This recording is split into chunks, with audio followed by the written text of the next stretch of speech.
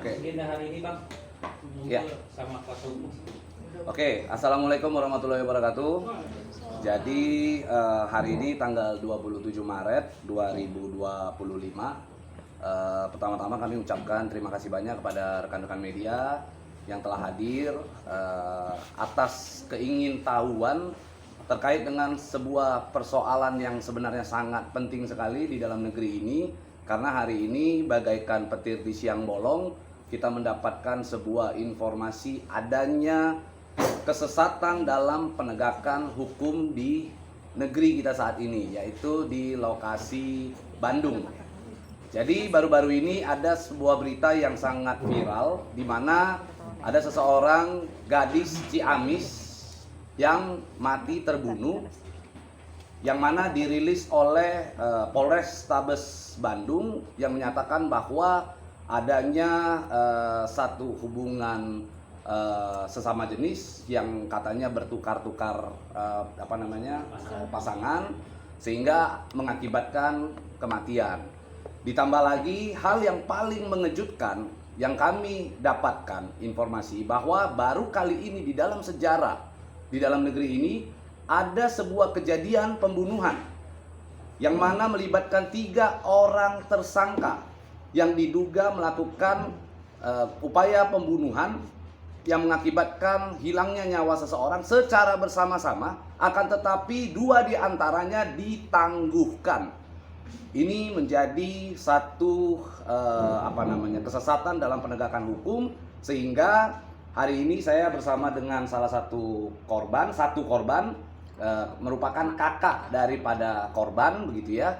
Lalu bersama dengan tim kuasa hukum dari LBH Ilumni, Ikatan Alumni Universitas Parayangan. Ada Pak Yopi, di sampingnya ada Pak Randy, ada Pak Samuel. Jadi kita saat ini bersama-sama di sini ingin mendengarkan bagaimana peristiwa yang sesungguhnya terjadi, karena di dalam press release yang dilakukan oleh Polrestabes Surabaya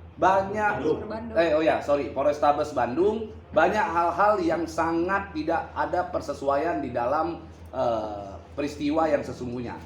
Kurang lebih itu saja di awal. Saya akan serahkan ke Pak Yopi untuk melanjutkan. Terima kasih, Bang Pablo. Saya ditunjuk selaku kuasa hukum oleh korban, kakak korban, keluarga korban. Ya. Kebetulan dari keluarga korban ini membutuhkan pengawalan, ya, bantuan hukum yang menurutnya dia perlu sama sekali bantuan hukum untuk mendampingi di kepolisian, yaitu Polrestabes Bandung. Ini kuasa sudah ditandatangani oleh keluarga korban, sekaligus dia selaku pelapor, ya, selaku pelapor. Ini tanda tangannya sudah. Ini kita dampingi oleh kuasa hukum sebanyak 23 orang. Ya. Nah, kemudian pelapor sudah melaporkan kejadian dugaan tindak pidana pembunuhan ini, ya, yang dilakukan sebagai pelapor adalah saudara korban, kakak korban, yaitu Hani Yuliani, ya, yang sudah dilaporkan pada tanggal 10 Maret 2025. Ya, ini sudah ada laporannya, ya. Namun sampai saat ini saya melihat belum ada perkembangan yang signifikan, ya, terhadap kasus dugaan adanya pembunuhan yang dilakukan oleh tadi Bang Pablo 3 orang tersangka, ya, di mana hanya 1 orang yang ditahan, ya, yang 2 lagi kita tahu kemana, ya. Kemudian mungkin ini ada surat kematian dari korban pembunuhan itu, di mana ini ada satu kejanggalan di dalam surat kematian itu. Di sini dikatakan bahwa sebab kematian itu salah satunya adalah bukan penyakit menular. Padahal menurut saya ini sudah jelas, ini adalah adanya dugaan tindak pidana pembunuhan. Ya, ini yang dikeluarkan oleh Rumah Sakit Salamun. Mungkin yang untuk lebih jelasnya nanti kronologis akan disampaikan oleh saudara rekan saya Randi. Silakan. Oke, baik. Terima kasih Pak Yopi Gunawan. Baik, selamat malam rekan-rekan media. Izin, ini sedikit melengkapi. Betul tadi apa yang dijelaskan rekan senior saya Pak Yopi Gunawan, bahwa ada dugaan tindak pidana pembunuhan di Kota Bandung, tepatnya itu di wilayah Coblong atau yang dikenal itu wilayah Gandok kalau di Kota Bandung ya. Itu dekat Simboloid, yang mana singkat cerita pada tanggal 8 Maret 2025 itu ada empat orang wanita yang berkawan nih, ya kan? 4 wanita yang berkawan, lalu mereka ini ada di dalam satu ruangan, di dalam satu ruangan kosan, ya, yang mana saat salah satu ini namanya Dibo, ya. Nah, Dibo ini adalah adik kandung dari klien kita, Bu Hani ya, dari klien kita Bu Hani. Nah, Dibo ini berpamitan saat malam itu tanggal 7 ya, tanggal 7 malam itu berpamitan setengah 9 bersama Nona F ya, berpamitan bersama Nona F dari rumahnya untuk bermain atau mengunjungi tempat kos-kosan F gitu loh. Yang mana saat itu di kos-kosan itu sudah ada terduga pelaku C dan terduga pelaku A yang saat ini ditahan di Polrestabes ini hanya terduga pelaku A, begitu loh ya. Sementara ada 4 orang di sini yang di dalam satu kamar. Dalam satu kamar 4 orang terjadi peristiwa pembunuhan, namun hanya satu yang ditahan, begitu ya. Lalu singkat cerita, ketika sudah berpamitan, subuh-subuh kakak korban ini mendapat berita dari F bahwa korban sudah kesulitan bernafas dan korban saat itu sudah berada di Rumah Sakit Salamun, gitu loh. Saat didatangi, ditanya oleh kakak korban, ini kenapa Dibo bisa begini? Ya, di situ kakak korban melihat ada luka tusuk di leher, itu vital, ya, itu vital di leher.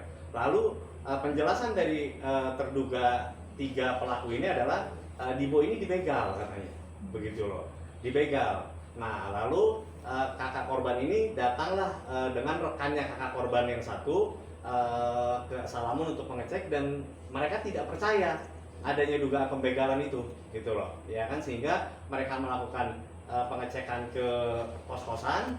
Lalu ada banyak tapak darah, lalu banyak juga hasil darah yang sudah dibersihkan oleh kakak korban, gitu. Nah, singkat cerita, mereka kembali lagi ke rumah sakit sambil menunggu ambulan jenazah untuk kepulangan ke Ciamis. Nah, sekitar jam 10 pagi tanggal 8 itu mereka kembali ke Ciamis lalu dimakamkan beserta ketiga tersangka ini pun juga ikut karena untuk bertanggung jawab kepada keluarga korban, gitu ya. Nah, saat ketiga terduga pelaku ini ikut di Ciamis, kakak korban ini melarang untuk pulang ke Kota Bandung dengan alasan nanti saja pulangnya bareng kakak korban. Itu tanggal 8 sekitar jam 10 pagi ya, ya. Sekitar jam 10 pagi ya. Sekitar jam 10 pagi itu sampai di Ciamis, dimakamkan, lalu menginaplah singkat ceritanya ketiga terduga pelaku ini di rumah keluarga Dibo di Ciamis. Dalam malam pertama menginap itu terjadilah nih, ini yang bisa mengungkap kenapa sampai A ini ditahan kepolisian ya. Singkat cerita, pada tanggal 9 pagi ketiga orang yang menginap di rumah keluarga Dibo ini, dia datang ke kamar kakaknya Dibo. Mereka semua datang dengan menangis dan mengaku bahwa A lah ini pelaku pembunuhannya, gitu loh ya. Bahwa A ini pelaku pembunuhan, meminta maaf kepada keluarganya, lalu keluarga besarnya datang semua di situ, gitu. Ketika keluarga besarnya datang semua di situ, mereka laporlah ke pihak RW lapor ke Polsek saat itu Cihaur Beti ya kalau nggak salah ya, ke pihak Polsek, lalu dilimpahlah ke Polres Ciamis dari Polres Ciamis karena ini lokus dan tempus atau tempat kejadian perkara pembunuhannya ini di wilayah Kota Bandung, maka berkoordinasilah Polres Ciamis dengan Polrestabes Kota Bandung, begitu. Singkat cerita, Polrestabes Kota Bandung menjemput mereka ke ketiga-tiganya untuk dilakukan proses hukum di Mapolrestabes Kota Bandung, begitu ya. Nah, yang menjadi kejanggalan-kejanggalan di sisi kami selaku penasihat hukum, ini yang pertama itu kakaknya korban itu melihat bahwa handphone korban saat di rumah sakit itu ada di tangan F. Namun sampai saat ini handphone korban itu belum ditemukan di mana. Gitu loh. Saat diklarifikasi, saat ditanya pun juga ke F tidak mengaku gitu bahwa si handphone korban ini ada di F. Sementara sewaktu di rumah sakit ditanyanya handphone korban dilihat ya, ya. Teteh lihat sendiri ya? Iya. Lihat sendiri. Oke. Nah, itu kejanggalan yang pertama. Yang kedua, seperti dijelaskan oleh rekan senior kami, Pak Yobi Gunawan, ada 2 lagi tersangka yang tidak ditahan. Berdasarkan press release dari Polrestabes Kota Bandung, 2 tersangka yang tidak ditahan ini kasusnya adalah merintangi penyidikan. Ini yang menurut hemat kami, ayolah pihak kepolisian, ayo kita sama-sama transparan. Ayo kita sama-sama bahu-membahu demi terangnya perkara ini. Kami siap support, kami siap satu halaman dengan pihak kepolisian. Yuk kita kumpulkan pasal-pasal yang sedang berserakan, gitu loh. Karena ini kejadian tanggal 9, datang ke kami pun tanggal 19, begitu ya. Sehingga ya kami selaku kuasa hukum hanya bisa berbicara masalah data, begitu loh. Bahan-bahan keterangan itu pun juga kami kumpulkan atas pengakuan-pengakuan si korban, atas pengakuan-pengakuan terduga pelaku. Itu pelaku C itu membuang barang bukti. Pisau yang dipakai untuk menusuk itu dibuang di daerah Taman Sari, Kota Bandung. Itu diakui langsung oleh C. Dia yang bawa motor berdua sama A, begitu loh, ya kan? Setelah diselidiki, ini kan awalnya di preskon itu tentang menukar pasangan. Ini mohon maaf, saya harus bilang keempat-empatnya ini wanita. Sekali lagi keempat-empatnya ini wanita, gitu loh, ya kan? Memang ada hubungan romansa antar mereka, gitu ya. Ada hubungan romansa antar mereka sehingga penyebab berdasarkan pengakuan si terduga pelaku ini adalah ada hasil texting atau hasil chatting antara korban dengan F yang menjelek-jelekan pelaku A yang sekarang ditahan di Mapolrestabes, gitu loh, ya kan. Namun tetap pertanyaan kami adalah kenapa ini ada 3 pelaku hanya 1 yang ditahan, begitu. Ayolah kita sama-sama buka apa yang bisa kami bantu demi terungkapnya, demi terang benderangnya kasus ini, gitu loh, ya. Dan kami juga mendapatkan bahwa korban ini juga belum diotopsi. Kami mendorong pihak kepolisian, kami mendorong teman-teman penyidik, ayo kita bersama-sama lakukan dulu ekshumasi, ya, karena ini korban ini meninggal dengan cara yang tidak wajar menurut kami, gitu loh. Dan sudah jelas sesuai dengan press release-nya pihak Polrestabes bahwa korban ini meninggal karena dibunuh, ya. Ayo coba kita lakukan ekshumasi, gitu loh, dan kumpulkan juga saksi-saksi lainnya. Ketika kuasa ini datang ke kami, hal yang pertama kami lakukan adalah melakukan gelar internal. Kami lakukan gelar internal, lalu kami lakukan investigasi mandiri. Ketika kami lakukan investigasi mandiri, kami menemukan 3 orang saksi yang belum diperiksa oleh pihak Polrestabes, yaitu Tuan O, Nona O, dan Tuan H. Tuan O dan Nona O ini mereka yang membantu mengangkat korban sewaktu terjadinya pembunuhan pada tanggal 8 dini hari, gitu ya. Tuan H ini adalah pemilik dari kos-kosan. Mereka 3-tiganya belum diperiksa. Kami tanya langsung waktu di lapangan, gitu. Mungkin itu yang dapat saya jelaskan, Bapak Bro. Ada yang mau ditanya dari teman-teman media? Berarti motifnya apa, Pak? Satu aja, Pak. Berarti motifnya apa? Oke. Nah, dari sisi Pak Syur, 1 katanya mabuk-mabukan, ada miras di situ. Itu yang pertama. Yang kedua, pengiringannya adalah isu begal yang diteriakan. tapi di sini tadi saya searching segala macamnya itu ada luka tusukan dan di dalam pos-posan. Ya.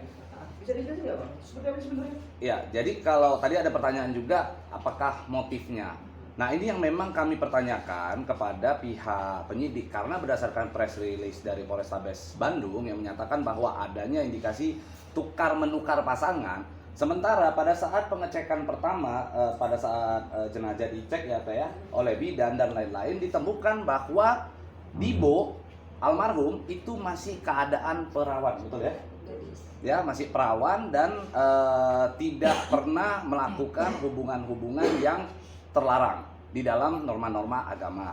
Selain itu juga dari pihak temannya ada Marta ya, dari temannya pernah mendapatkan chattingan bahwa ada ajakan-ajakan untuk melakukan hubungan, tapi diajak cewek ya, cewek itu telanjang dan lain-lain, dia kabur, dia tidak berani. Jadi sebenarnya hubungan sesama jenis yang katanya bertukar-tukar, yang katanya disampaikan oleh pihak penyidik, ini juga perlu kita pertanyakan. Benar nggak itu menjadi satu motif?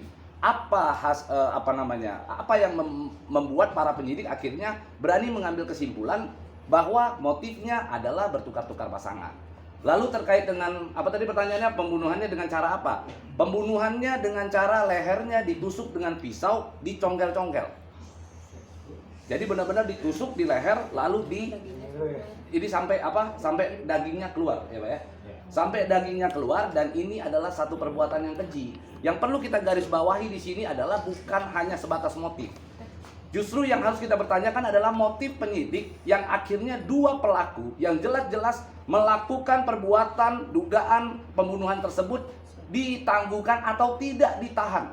Ini yang menjadi persoalan, karena untuk pertama kalinya di Indonesia ada orang yang diduga bersama-sama melakukan pembunuhan tidak ditahan. Kita bisa ambil contoh kecil, kasus Ferdy Sambo dulu. Putri Candrawati, dia tidak melakukan pembunuhan, dia bahkan di ruangan yang terpisah. Dia hanya katanya menyampaikan bahwa dirinya dilecehkan oleh almarhum Joshua, tapi akhirnya dia juga ditetapkan sebagai tersangka, ditahan. Padahal beda ruangan. Ini di ruangan yang sama. Dan bayangkan, kos-kosan itu adalah kos-kosan saudari Feby. Saya sebut namanya saja, jadi saya tidak menggunakan inisial. Saudari Feby yang ditangguhkan oleh penyidik. Pisaunya juga adalah pisau milik daripada saudari Feby, ada di dalam kos-kosan itu. Sehingga kenapa alasan penyidik menangguhkan saudari Feby? Ini yang sebenarnya harus di-highlight oleh teman-teman media. Begitu. Ada lagi? Oke Pak, nah ini kan jelas sekali lagi ada nanya juga, ada yang ngabarin. Sebetulnya kalau udah berusaha untuk minta tolong sama keluarga kan, Ya. tapi ternyata nggak ada respon seperti Ya. apa? Jadi memang ditemukan bahwa adanya sebuah upaya dari korban untuk melarikan diri. Ada video yang jejak tangannya di tembok. keluar foto tangan di tembok. Jadi ada kelihatan, dan memang kami menduga bahwa korban Kabur. sempat berupaya kabur. Ini nih, maaf. Tapi dilihatin. Ini Pak. Nah, ini jejaknya, ini kelihatan jelas. Tuh. Ini video di mana jejak darah sepanjang tembok itu masih terlihat jelas. Arah keluar. Dan itu arah keluar. Pagar. Terus pas udah nyampe pagar teriakin begal sama. Nah, setelah korban tersebut berhasil keluar, malah diteriakin begal Jadi, oleh begal. Feby, oleh seseorang yang ditangguhkan oleh pihak penyidik. Masa orang yang sangat berperan penting, yang mengakibatkan seseorang meninggal dunia itu ditangguhkan oleh pihak penyidik, dan dengan alasan bahwa orang-orang yang ditangguhkan tersebut, orang-orang yang tidak ditahan tersebut karena tidak terlibat dalam pembunuhan, katanya karena mereka dilekatkan pasal 221, yaitu merintangi penyidikan. Bagaimana jalan ceritanya? Justru kalau kita mau bicara merintangi penyidikan, kalau benar mereka merintangi penyidikan, maka hari ini ketika mereka tidak ditahan, mereka berpeluang besar untuk melakukan perintangan penyidikan jauh lebih besar. Maka kami meminta agar Polrestabes segera menahan mereka. Ada indikasi sesuatu nggak sekarang kenapa di banyak janggal ya, dari kematian dan segala macam. Ada nggak indikasi tertentu nggak sih, atau ada orang dalam atau apa? Kalau indikasi tertentu kami tidak berani berasumsi. Oke. Akan tetapi saya cuma hanya ingin berpesan kepada pihak penyidik ini secara pribadi dari saya, bukan dari kuasa hukum, bukan dari korban. Jangan lagu bayar-bayar polisi kan ada ya. Lagu bayar-bayar polisi itu begitu booming, berusaha oknum-oknum menekan, membungkam lagu tersebut untuk tidak diperdengarkan. Tapi begitu kejadian seperti ini, penyidik tidak bisa berbuat apa-apa. Maka kami minta buktikan bahwa lagu bayar-bayar polisi itu adalah lagu yang tidak sebenarnya. Itu permintaan kami kepada pihak penyidik. Berarti biar masyarakat tuh tetap percaya dengan aparatur negara, kan bisa dibilang gitu. Iya, kami berharap agar masyarakat bisa percaya kepada pihak yang berwajib, kepada pihak kepolisian, dalam hal ini Polrestabes Bandung. Buktikan melalui kasus ini. Ini sebenarnya hal sepele kok. Sekarang gini ya, saya kasih contoh. Saya misalnya di dalam satu ruangan, saya sama istri saya lagi mau maling satu ruangan. Terus istri saya masuk ke dalam ruangan tersebut, saya di luar ngejagain. Terus polisi datang. Lalu saya bilang sama polisi, nggak ada apa-apa Pak. Akhirnya berhasil istri saya maling. Pertanyaannya, saya terlibat nggak di dalam upaya perbuatan pidana maling tersebut? Tentu terlibat. Jadi jangan dipisahkan. Ini adalah perbuatan secara bersama-sama. Jangan, maksudnya gini loh, jangan karena sebelumnya ini ngelihat bahwa korban adalah orang kecil, lalu ini di daerah, tidak disorot oleh media, suka-suka dalam menegakkan hukum. Harus tegak lurus. Apalagi saat ini saya dapat info tidak ada diotopsi ya. Korban tidak ada diotopsi. Lalu apa tindakannya kalau tidak diotopsi? Maka kami mendorong agar Polrestabes lakukan ekshumasi. Lakukan penggalian terhadap kubur, otopsi ulang. Cek sebab mati daripada orang tersebut. Orang jelas kok, siapapun ditusuk lehernya, ya pasti sangat berkemungkinan untuk meninggal dunia.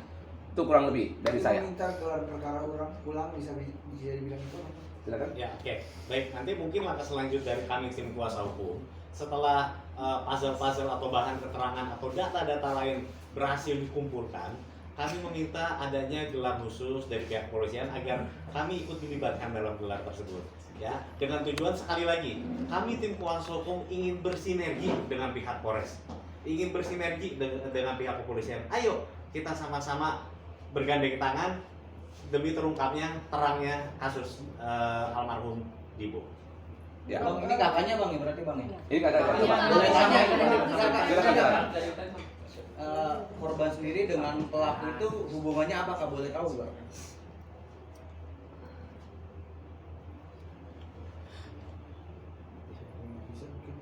Dia tuh emang teman dekatnya sama korban. Cuman waktu pas posisi adik aku kan orangnya baik, gak pernah neko-neko, selalu nasihatin teteh. Pas kena dia,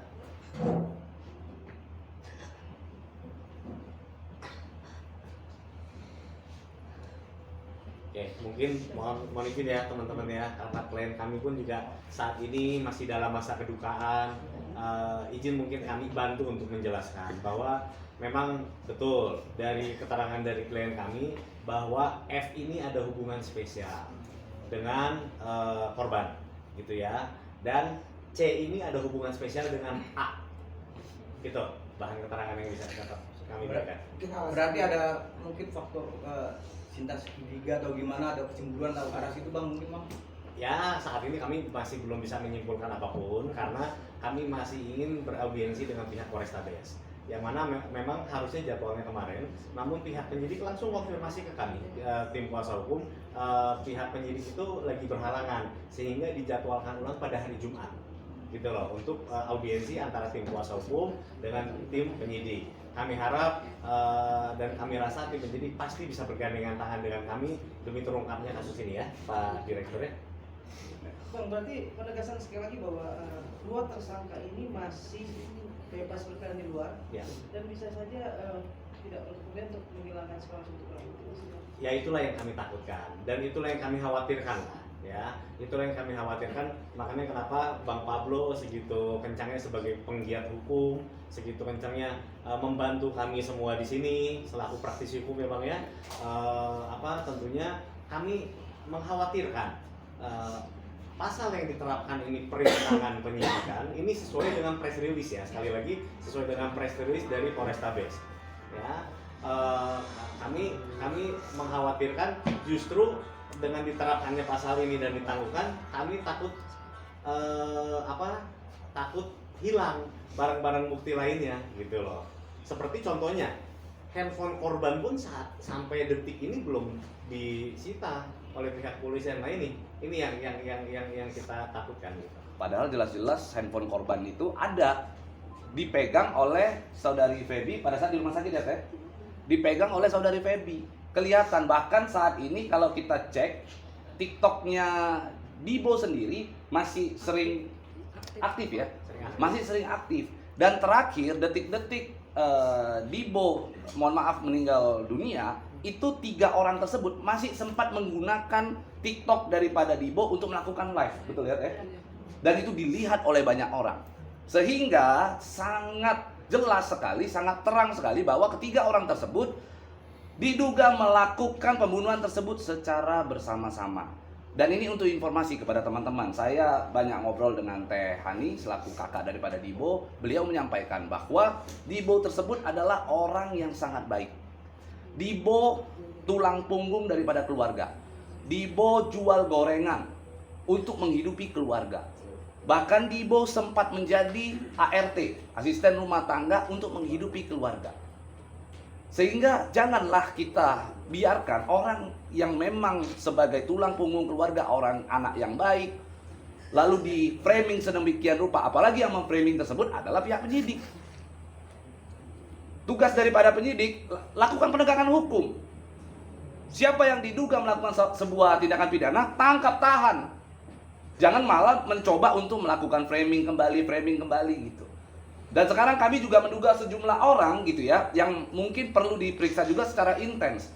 Misalnya, salah satu pemilik daripada kos-kosan tersebut. Jadi di kos-kosan ini Feby menyewa di situ, tapi pemilik daripada kos-kosan tersebut ada seseorang yang berinisial H. Mungkin perlu untuk diperiksa juga. Bagaimana sepengetahuan dia, karena di sana tidak ada orang yang ngekos. Yang ngekos cuma ada 1 orang ya? Ya, betul. Hanya ada 1 orang. Bahkan Feby tinggalnya bukan di situ. Feby itu rumahnya dekat situ. Ngapain ngekos di situ? Coba bayangkan. Jadi Feby tinggal bukan di tempat kos-kosan yang tempat kejadian pembunuhan tersebut. Feby tinggalnya justru di luar daripada itu. Dekat, jaraknya sangat dekat sekali. Mungkin mohon maaf kepleset nyampe. Lalu kok bisa gitu loh? Mereka melakukan perbuatan tersebut di sana gitu ya. Lalu mengatakan bahwa itu adalah kos-kosan Feby. Ngapain dia ngekos di situ? Sementara rumahnya dekat situ. Berarti dia juga berencana dong Bang. Kami menduga, saya secara pribadi menduga keras. Terus langkah apa buat Bang Pablo sendiri untuk mempercepat proses tersebut? Pak Yobi. Jadi kami pertama akan menulis surat ke pihak Polrestabes Bandung. Yang pertama adalah masalah ekshumasi ya.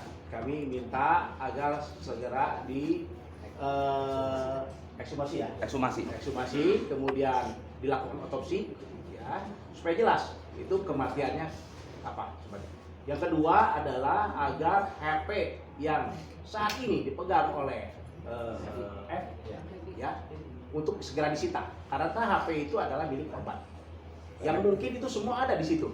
Karena gini Bang, jangan sampai ada tersangka kerjasama dengan aparat. Nah itu dibalik ada sesuatu atau bagaimana, atau itu dengan saudara atau dengan peti atau apa. Nah itu Bang gimana? Betul.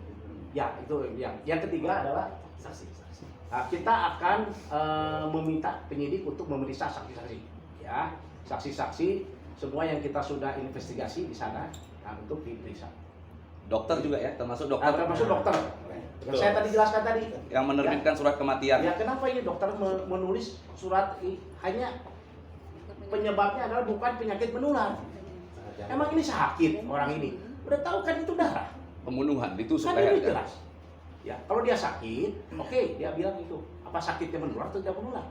Nah, itu kan ya. Nah ini juga perlu di penyidik nanti untuk memeriksa dokter yang melakukan pemeriksaan ini. Atau pelaku psikopat atau gimana bang? Serem juga cara membunuhnya bang. Ya kalau kita secara manusiawi ya, saya sebagai seorang manusia yang normal, jangankan membunuh manusia gitu ya, membunuh hewan saja nggak sampai rasanya di hati itu. Misalnya ada kucing gitu, kita tusuk lalu kita congkel-congkel. Di mana rasa kemanusiaan kita ketika melihat keadaan itu gitu. Maka kami meminta agar masyarakat ayo ikut serta ambil bagian di dalam persoalan ini, kita kawal bersama-sama. Dan kami juga meminta kepada Bapak Kapolri, saat ini ada seseorang yang menjadi korban dari tindak pidana pembunuhan dan ini adalah keluarganya. Kami meminta agar Bapak Kapolri turun tangan, atensi terhadap perkara tersebut karena perkara tersebut banyak sekali kejanggalan. Kami ingin hukum benar-benar ditegakkan. Harapan Teteh bagaimana Teh? Seadil-adilnya sudah dihukum yang tidak bersalah. Seadil-adilnya buat Indonesia.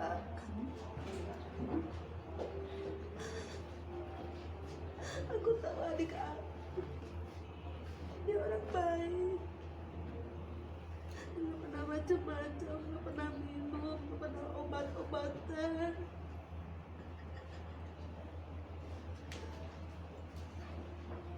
Ya oke, lagi-lagi teman-teman media mohon maaf ya karena klien kami dalam masa kedukaan nih belum genap 1 bulan ditinggal oleh adinda tercinta, begitu ya, dalam keadaan meninggal yang sangat-sangat tidak wajar ya. Mungkin sedikit tambahan dari saya, dari tim kuasa hukum, ayo tim kepolisian juga kami belum melihat nih tentang FAIR atau visum et repertum ya. Apa itu visum et repertum? Itu ketika korban itu dilarikan ke rumah sakit ya kan, kami belum terima nih data dari rumah sakit bahwa adanya luka tusuk berapa senti gitu loh ya kan, sehingga itulah nanti patut diduga seperti kata Bang Pablo menyebabkan hilangnya nyawa Dibo gitu loh ya, kedalamannya berapa gitu loh ya, dan juga barang bukti seperti pisau ya, seperti gagang pisau yang katanya sudah dipatahkan, dan berdasarkan pengakuan C itu dibuang di daerah Taman Sari di semak-semak gitu ya. Itu sih tambahan dari kami. Selain itu ada tambahan juga bahwa kita menyimpan 1 buah rekaman ya Teh ya. Ada 1 buah rekaman yang ini rekaman tersebut perlu untuk diungkap nantinya, di mana di dalam rekaman tersebut jelas sekali saudari Feby itu sempat mengatakan permisi untuk balik ke ke kosan untuk membersihkan darah. Disuruh bapak Katanya disuruh bapak kos ya. Iya. Disuruh bapak kos. Maka bapak kosnya juga harus diperiksa. Semua harus diperiksa. Jangan main-main. Ini adalah sebuah kejadian di mana seseorang hilang nyawanya akibat ulah dari segelintir orang gitu. Jadi jangan sampai ini dijadikan main-mainan gitu. Tapi di TKP itu ada CCTV kayak juga. Gak ada. Mau lihat ininya? Ada video lokasinya? Suasana kosan. Itu kayak rumah terbengkalai yang ngakos cuma dia doang. Mohon maaf ya, itu tempatnya kayak kurang lebih kayak gudang-gudangan begitu. Coba. Mana video?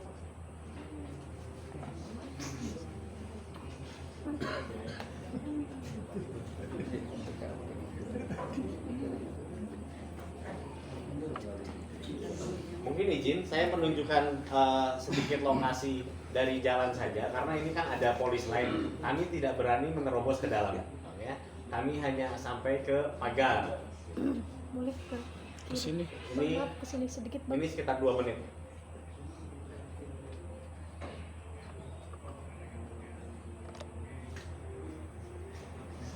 Ini TKP di jalan banget, bukan di daerah-daerah terpencil. Ini pas pinggir jalan banget kos-kosannya. Tapi masuk gang Tapi masuk gang ke dalam kecil. gitu. Masuk gang ke dalam. Mohon maaf, ini kos-kosannya pas di pinggirnya gudang rongsok. Gudang apa ya? Pengepul rongsok lah. Jadi kayak ini emang ya apa namanya ala-ala doang ya kos-kosan yang bisa Ya, di situ saya sih tanya ke pemilik kos, mungkin dia punya sekitar 4 sampai 5 kamar saja, namun yang terisi memang hanya 1 gitu loh. Iya, yang mengisi itu hanya F gitu loh. Ini nanti ada di ujung video ini gerbang yang di polis lain. Nah di dalam situlah kos-kosan. Tapi dari sisi itu ada RT atau keamanan untuk sebagai saksi dari penyidikan, Pak? Nah itu yang kami belum tahu ya, apakah RT dan keamanan ini apa sudah turun atau belum. Yang pasti kami gali bahan keterangan dari saksi-saksi di lapangan bahwa pada saat itu ada sekitar 5-7 orang bapak-bapak tuh waktu kejadian.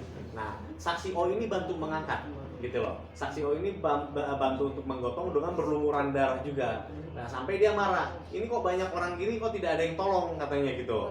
Lalu datang lagi Nona O juga, kebetulan sama namanya O ya, depannya inisialnya. Nona O ini juga pegang kepalanya karena ini wanita, dibilang tidak ada yang berani pegang gitu loh. Ini harus cepat-cepat, ini nyawa katanya. Nah makanya digotong lah, yang gotong itu bertiga, Tuan O, Nona O, dengan C. Nah terduga pelaku C ini juga dia ikut bantu gotong.